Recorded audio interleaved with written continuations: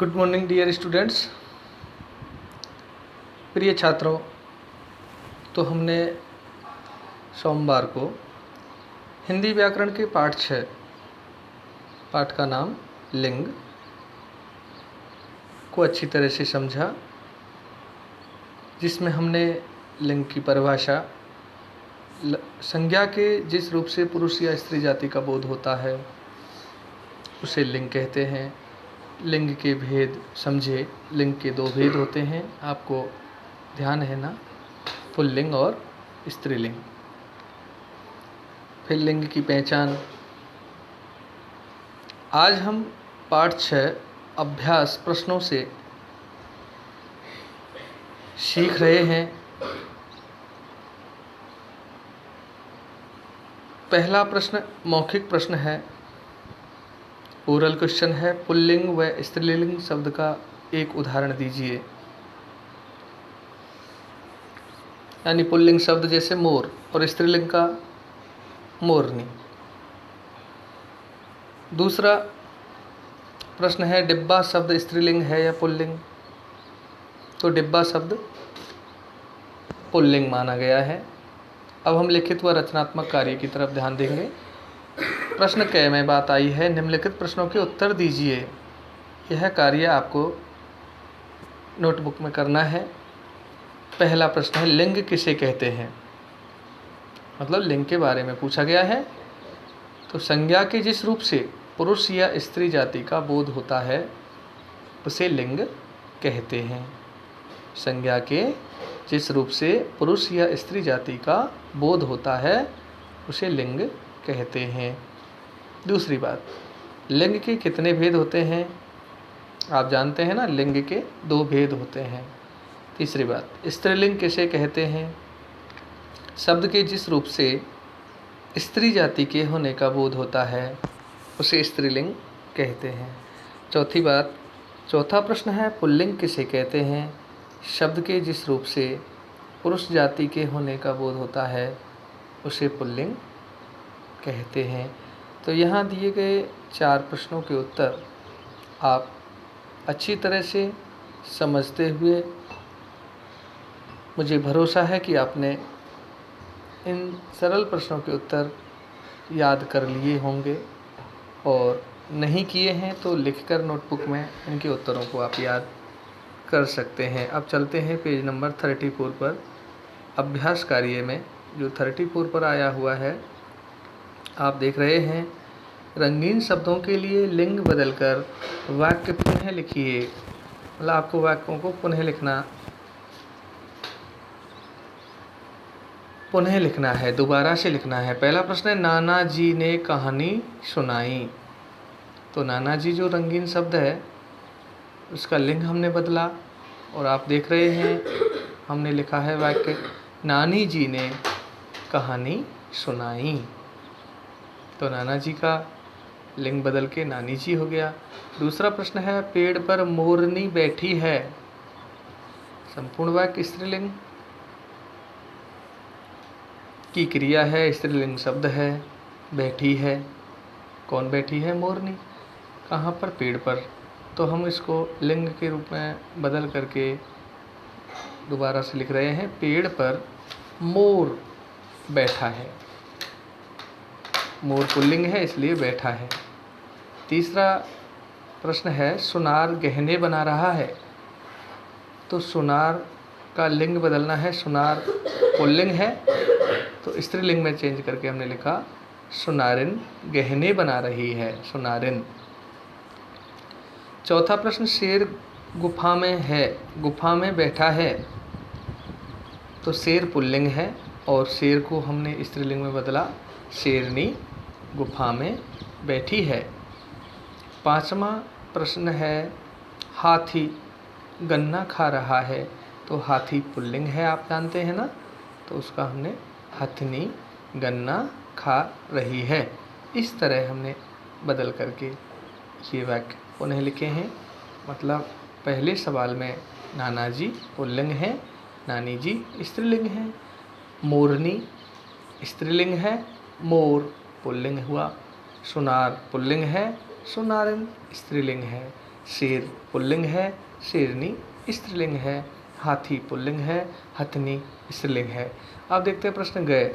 सही कथन पर सही तथा गलत कथन पर गलत का निशान लगाइए। पहला, स्त्रीलिंग शब्द पुरुष जाति का बोध कराते हैं।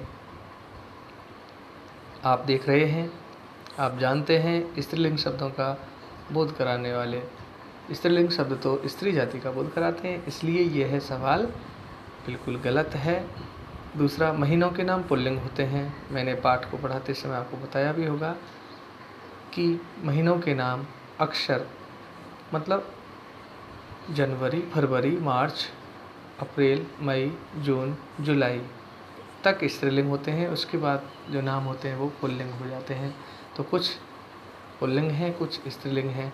तो यहाँ ये बात सही रूप से एकदम ठीक नहीं है, इसलिए इसको हम गलत मानेंगे, क्योंकि यहाँ तो सभी महीनों के नाम पुल्लिंग बताए हैं, तो सभी महीने पुल्लिंग नहीं होते। तीसरी बात, कुछ शब्द स्त्रीलिंग तथा पुल्लिंग दोनों में समान रहते हैं। हाँ, समान रहते हैं। चौथी बात, भाषाओं के नाम स्त्रीलिंग होते हैं। बिल्कुल, हिंदी, अंग्रेजी, संस्कृत ये सब भाषाओं के नाम हैं और ये स्त्रीलिंग में आते हैं। घ वाला प्रश्न है, निम्नलिखित शब्दों के लिंग बदलिए। गायक गाने वाला, व्यक्ति आदमी, गायिका गाने वाली स्त्री, तो गायक का हो गया गायिका। ग्वाला जो गायें चराता हो वह पुरुष। ग्वालिन कौन होती है? वह स्त्री जो गायें चराती हैं, तो ग्वाला से ग्वालिन। वालिका से बालक, मोरनी से मोर, मालिन से माली। शिष्य पुल्लिंग है, शिष्या स्त्रीलिंग है। नाग पुल्लिंग है, नागिन स्त्रीलिंग हुआ। तपस्वी पुल्लिंग है, तपस्विनी स्त्रीलिंग है। पाठिका मतलब पढ़ने वाली स्त्री स्त्रीलिंग है। पाठक पढ़ने वाला पुरुष, तो ये पुल्लिंग है। बिटिया स्त्रीलिंग है, बेटा पुल्लिंग होगा। लोटा से लुटिया, लोटा पुल्लिंग है, लुटिया स्त्रीलिंग है।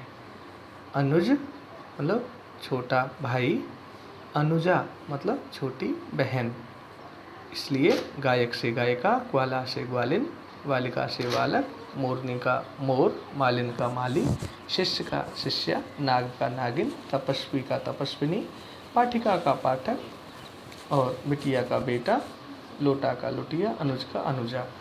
इस तरह हम इनको बदल कर लिखेंगे।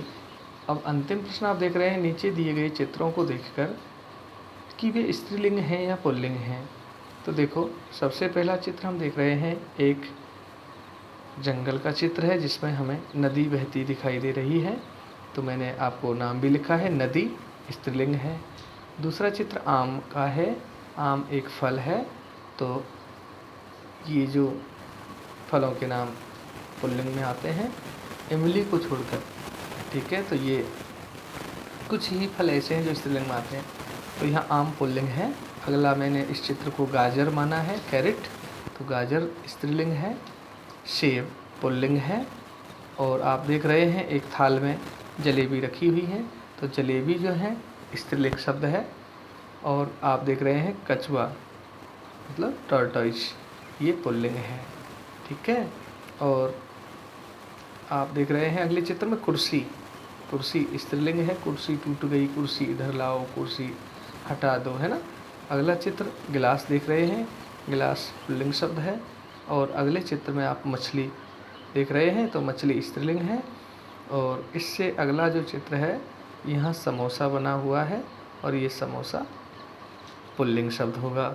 और अगले चित्र में आप छिपकली देख रहे हैं, लिजार्ड, तो उसे हम स्त्रीलिंग कहते हैं। छिपकली दिखाई दे रही है, छिपकली आ गई, छिपकली गिर गई, तो स्त्रीलिंग की तरह बोलते हैं ना। ऐसे ही अगले चित्र में आप देख रहे हैं एक टेबल का चित्र है, जो भी स्त्रीलिंग माना जाएगा। इस तरह आपने समझा, इन चित्रों में पहचान करना सीखा कि पहला चित्र स्त्रीलिंग है, दूसरे चित्र में पुल्लिंग है, तीसरा चित्र स्त्रीलिंग है और पुल्लिंग का है, फिर स्त्रीलिंग का है, फिर से पुल्लिंग का है। फिर नीचे वाले चित्रों में सबसे पहला चित्र स्त्रीलिंग है, दूसरा पुल्लिंग है, तीसरा स्त्रीलिंग है, चौथा पुल्लिंग है, पांचवा स्त्रीलिंग है, फिर अंत वाला भी स्त्रीलिंग है। इस तरह आप इस कार्य को आज ही अपनी नोटबुक में, आपको याद है ना, मैंने डेट डाली है, आज डेट है 25 अगस्त, 25 अगस्त को यह पाठ हमारा संपूर्ण हुआ है। और इसके प्रश्न अभ्यास कार्य को आप अपनी फेयर नोटबुक में स्पष्ट सुंदर रूप से लिखेंगे और इनको याद भी करेंगे। और फिर इसके बाद हम अगले पाठ की शुरुआत आपकी जो है शुक्रवार के दिन होगी। तो आप तब तक इनको कंप्लीट करिए और मतलब राइटिंग और लर्निंग दोनों ही चीज़ें आपकी कंप्लीट होनी चाहिए। धन्यवाद।